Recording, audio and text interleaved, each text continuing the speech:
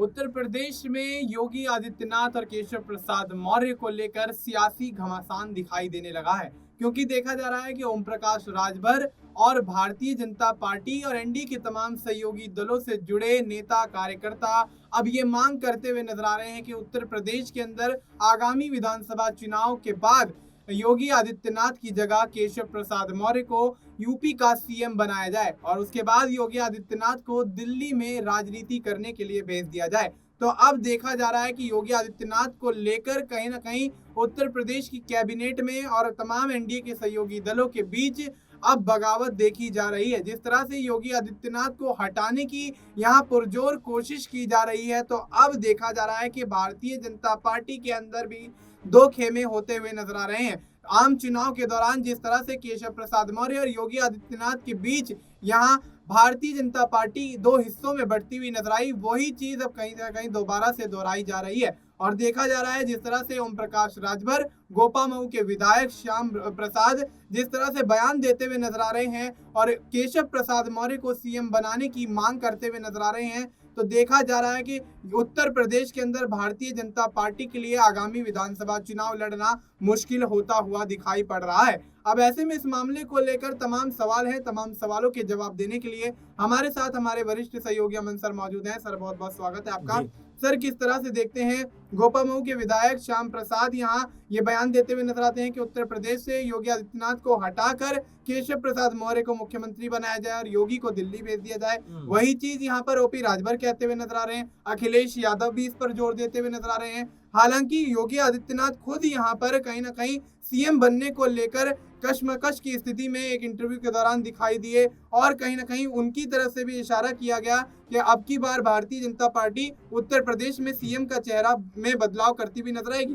तो क्या लगता है कि वाकई योगी आदित्यनाथ के बाद केशव प्रसाद मौर्य को ये जिम्मेदारी मिलती हुई नजर आएगी? देखिए, पहली बात तो मुझे एक शेर याद आता है कि तुझसे पहले जो एक शख्स यहाँ पे तख्त नशी था, उसको भी अपने खुदा होने पे इतना ही यकीन था। आप जरा देखिए, योगी जी का कार्यकाल की 8-9 साल का लगातार अगर हम देखें तो मुख्यमंत्री के पद पर उनको हो गया और तमाम बार ऐसा लगा कि उत्तर प्रदेश को ऐसा मान के चल रहे हैं कि यहाँ से वो कभी भी नहीं हटेंगे। आप देखिए जिस तरह की बयानबाजी वो करते हुए नजर आते हैं, चाहे अयोध्या को लेकर हो, चाहे काशी को लेकर हो, चाहे आप देखिए संभल को लेकर हो या तमाम समुदायों को लेकर हो, 80-20 की बात करते हुए नजर आते हैं, बटोगे तो कटोगे की बात करते हुए नजर आते हैं। इन तमाम सवालों के बीच में कहीं ना कहीं योगी जी को अब शायद ये एहसास हो रहा है कि अब उत्तर प्रदेश में मुख्यमंत्री के पद पर बैठे रहना शायद उनके आने वाले समय के लिहाज से अब जरूरी नहीं रह गया है। बीजेपी के लिहाज से अब शायद ये बहुत जो उनको समय दिया गया है वो समय अब शायद उनको नहीं दिया जाएगा, क्योंकि अब देखें जिस तरह से एक इंटरव्यू में पॉडकास्ट के जरिए वो बात करते हुए नजर आते हैं और ये कहते हुए नजर आते हैं कि देखिए,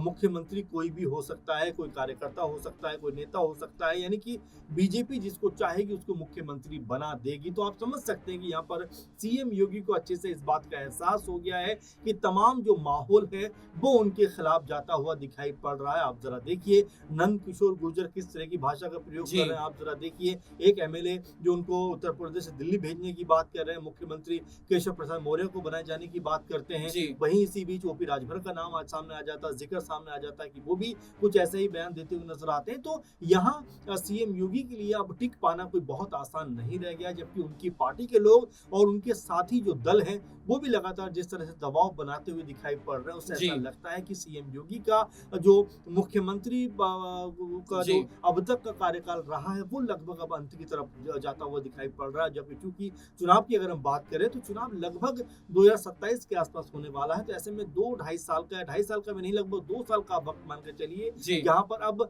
बीजेपी को ये तय करना है कि मुख्यमंत्री योगी आदित्यनाथ के की अगुवाई में ही चुनाव लड़ा जाना है या यहाँ पर अब मुख्यमंत्री चेंज होता हुआ दिखाई पड़ेगा। और देखिए, बीजेपी के लिए अगर कहा जाए तो कोई हैरानी की बात नहीं होती। बीजेपी उत्तराखंड में आप देखिए एक ही कार्यकाल में 3-3 मुख्यमंत्री उन्होंने बदल दिए। अगर हम धामी से पहले के कार्यकाल की बात करें, इसके अलावा गुजरात में आप देखिए 2-3 मुख्यमंत्री एक ही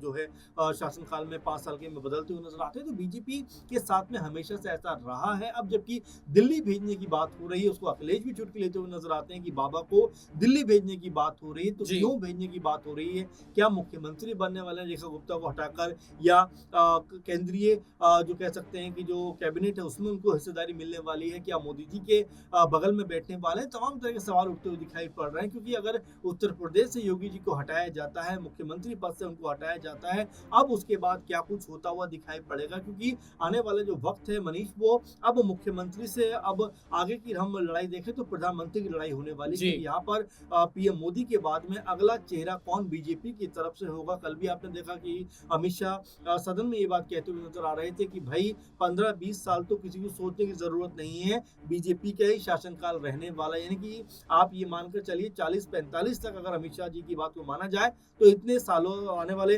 15-20 सालों तक अगर जोड़कर देखा जाए तो अच्छी खासे सालों तक अभी उनका शासन रहना है, ये उनका मानना। वैसे मुख्यमंत्री के बाद क्या प्रधानमंत्री चेहरा हो सकते हैं योगी, इसको लेकर लड़ाई है। क्या गृह मंत्री के बाद प्रधानमंत्री चेहरा हो सकते हैं अमित शाह, इसको लेकर लड़ाई है। क्या जिस तरह से परिवहन मंत्री नजर आए, लगातार बेहतर काम किया नितिन गडकरी जी ने, क्या वो पीएम का चेहरा हो सकते हैं। तो यहाँ पर कई चेहरे ऐसे निकल कर सामने आ रहे हैं जो इस पद के लिए लड़ाई लड़ रहे हैं, लेकिन असल में कौन सा इसका जिम्मेदार व्यक्ति होने वाला है, क्या सीएम योगी की भूमिका बढ़ने वाली है या उनकी राजनीति यहीं पे स्टॉप होने वाली है, इसको लेकर अब प्रयासबाजियां शुरू हो रही हैं। जी बिल्कुल, तो ऐसे में क्या यहाँ पर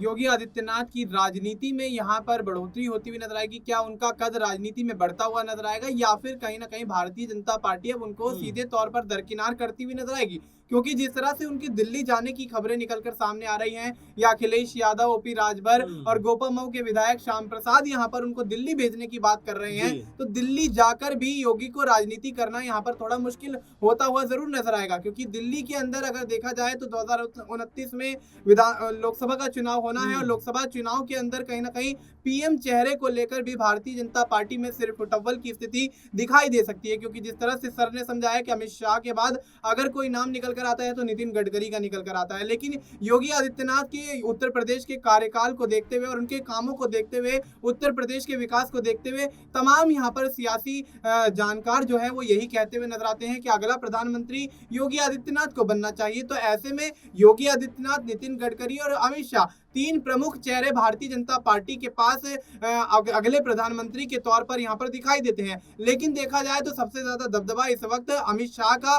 पार्टी के अंदर दिखाई देता है, और अक्सर अमित शाह को राजनीति का चाणक्य भी कहा जाता है, क्योंकि भारतीय जनता पार्टी के अंदर देखा गया है कि जहां भी अमित शाह जाते हैं वहां पर सभी को अपने फेवर में करते हुए नजर आते हैं। तो यानी कि उनकी राजनीति पे धाक और पकड़ इतनी मजबूत है कि अमित शाह एक गेम चेंजर की भूमिका भारतीय जनता पार्टी के लिए निभाते हैं। तो क्या ये गेम चेंजर आगे भी गेम में बदलाव करता हुआ नजर आएगा? क्या भारतीय जनता पार्टी के जो यहाँ पर कयास निकल कर सामने आ रहे हैं, योगी को पीएम बनाने को लेकर जो खबरें निकल कर आ रही हैं, उनमें भी यहाँ पर बदलाव होता हुआ नजर आएगा? क्या अमित शाह और योगी आदित्यनाथ के बीच बड़ा सियासी संग्राम आने वाले समय में पीएम पद को लेकर छिड़ता हुआ नजर आएगा, या फिर कहीं ना कहीं योगी आदित्यनाथ अमित शाह के पीएम बनने पर रजामंदी यहाँ पर दिखाते हुए नजर आएंगे? फिलहाल आपको इस मुद्दे पर क्या कुछ लगता है, आप अपनी राय हमें कमेंट करके बता सकते हैं। बाकी देश और दुनिया से जुड़ी तमाम जानकारी के लिए आप देखते रहिए SK9 न्यूज़।